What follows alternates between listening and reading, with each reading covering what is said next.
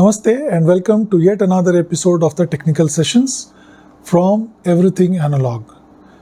मुझसे कई बार लोगों ने पूछा है कि जो हमारे पुराने टेप्स वगैरह होते हैं वो एक लंबे समय के बाद उनके अंदर वो फ्लेकीनेस डेवलप हो जाती है, यानी वो ऑक्साइड शेड करने लगता है, आवाज़ की क्वालिटी भी ख़राब हो जाती है। और वो टेप आपको बहुत पसंद था, बहुत आप उसको अक्सर बजाते थे, लेकिन अब उसकी साउंड अच्छी नहीं रही और अब वो धीरे धीरे ख़राब हो रहा है। तो हम क्या करें? तो देखिए, ऐसा है कि टेप्स के जो सबसे बड़े दुश्मन हैं वो है आपका मॉइस्चर।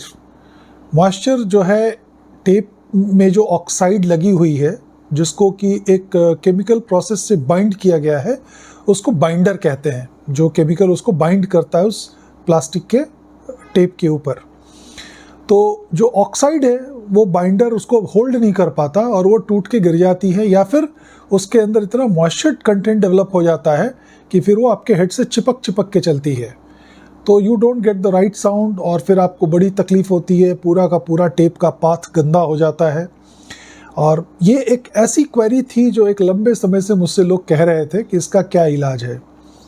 तो एक जो बड़ा सरल सा इलाज है जो हम इंडिया में अक्सर लोगों के मुंह से सुनते भी आए हैं और बहुत से लोग इसको करते भी आए हैं, वो ये है कि आप इनको धूप दिखा दें, अपने टेप्स को आप धूप में रख दें। और बहुत ज़्यादा धूप भी नहीं होनी चाहिए, वरना तो फिर रिगलिंग हो जाएगी, टेप मेल्ट होने के स्टेज पे आ सकता है। लेकिन एक डिसेंट अगर उसको हीट मिल जाए और एक बार आप रिवाइंड कर लें, फिर धूप दिखाएं, फिर एक बार पूरा फॉरवर्ड कर लें, फिर धूप दिखाएं, तो अंदर जब धूप जाएगी, गर्माहट जाएगी, तो वो जो उसके अंदर ह्यूमिडिटी है वो इवेपोरेट हो जाएगी और टेप बेटर चलने लगेगा। लेकिन ये जो तरीका है ये 100% फुल प्रूफ नहीं है। किसी किसी केस में काम करता है, किसी किसी केस में नहीं काम करता। तो what is the best way and the most scientific way of preserving your valuable tapes? खास करके जो आपने क्रोम या मेटल्स खरीद रखे हैं, या शेयर मैजिक के कुछ जो अच्छे रिलीजेस थे वो खरीद रखे हैं।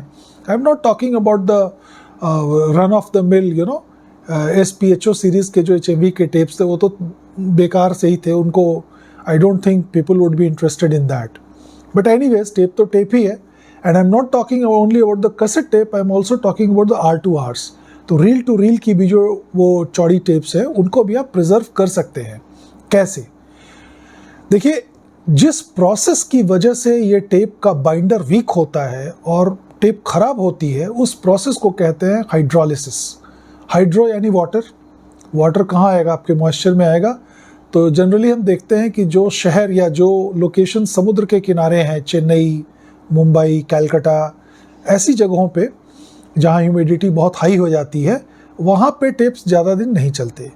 ऑन द कॉन्ट्रारी, जो ड्राई प्लेसेस हैं, जो लैंडलॉक्ड प्लेसेस हैं, राजस्थान, दिल्ली, इन सब जगहों पे आप देखेंगे कि यहाँ पे टेप्स की लाइफ अमूमन काफ़ी लंबी होती है, क्योंकि हमारे तरफ इधर कोई समुद्र नहीं है, कोई बहुत बड़ी वाटर बॉडी नहीं है जिसकी वजह से बहुत ह्यूमिडिटी हो। लेकिन कोस्टल इलाकों में और समुद्री तटों पे रहने वाले लोगों के यहाँ टेप्स को मेंटेन करना एक चैलेंज तो डेफिनेटली है। तो आप जब भी अपने टेप्स जहाँ भी स्टोर करते हैं, make sure that you have got an air condition room, और दिन में कम से कम 4-5-6 घंटे, खास करके बरसात के समय में तो ज़रूर चले ताकि ह्यूमिडिटी बाहर रहे। और दूसरा ये है कि एक लिक्विड है, एक बहुत ही साइंटिफिक लिक्विड बनाई गई थी। कुछ रिकॉर्डिस्ट्स ने, कुछ एंथुजियास्ट्स ने मिलके इसको बहुत पहले एक लिक्विड बनाया था, और ये लिक्विड का एप्लीकेशन आपको टेप के प्लेइंग सरफेस पे करना है एंड टू एंड।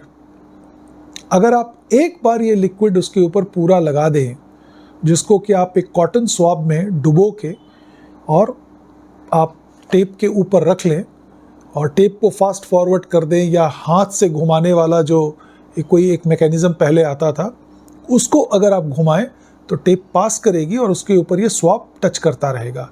जैसे जैसे स्वैब सूखता जाए, आप उसको लिक्विड में डुबा के लगाते जाएं। अगर आपने एक बार अपने इस एक पर्टिकुलर कैसेट पे ये पूरा का पूरा लिक्विड लगा दिया, तो ये लिक्विड करता क्या है? ये लिक्विड हाइड्रोलिसिस के प्रोसेस को रोकता है। हाइड्रोलिसिस नहीं होने देता और बाइंडर को मजबूती प्रदान करता है, तो आपका जो ऑक्साइड है वो रील पे अच्छी तरह से चिपकेगा। दूसरा, कोई भी अगर स्टिकीनेस टेप में है तो उसको ये ख़त्म कर देता है, तो आपका जो टेप है वो हेड के ऊपर से बहुत स्मूथली पास करेगा। इससे आपके न सिर्फ टेप की बल्कि आपके प्लेबैक हेड की लाइफ भी काफ़ी लंबी हो जाती है। साउंड क्वालिटी ऑब्वियसली बहुत सुधर जाती है। तो इस लिक्विड को कहाँ से मंगाएं?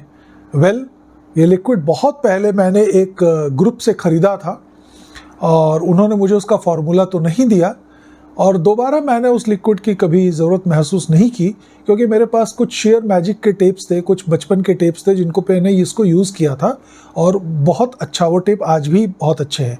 अगर आप एक बार अप्लाई कर दें तो वो लंबे समय तक चलते हैं।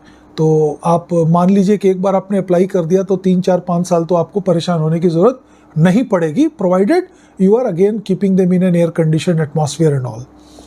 लेकिन जब भी कभी दिक्कत महसूस हो या आपको लगे कि बहुत दिन हो गया मेंटेनेंस के, तो आप इस लिक्विड को लगा सकते हैं। इस लिक्विड को लगाने के लिए बाकायदा एक इंडिजीनियस सा प्लास्टिक का एक टूल भी बना था। उस टूल पे एक पिपेट है, पिपेट के ऊपर आप उस लिक्विड को भर दीजिए और जब आप उसको प्रेस करेंगे तो नीचे स्वैब को वो गीला कर देता है और हाथ से या किसी ब्रोकन कैसेट डेक पे अगर आप कैसेट को फॉरवर्ड कर रहे हैं और या रिवाइंड कर रहे हैं तो स्वैब उस पर रगड़ खाता रहता है और पूरे टेप पे वो उस लिक्विड को लगा देगा। तो ये लिक्विड मेरा ख्याल है कि if I try to get in touch with those guys I can get a bottle. It's a costly bottle, लेकिन एक बॉटल काफ़ी है आपके बहुत सारे टेप्स के लिए। तो वो अगर आप लिक्विड भी ले लें और कोई तरीका डेवलप करके आप अपने टेप्स पे चलाते रहे या एक आदमी उसको घुमाता रहे, दूसरा आदमी स्वैब को पकड़े रहे, तो यू कैन डू दैट।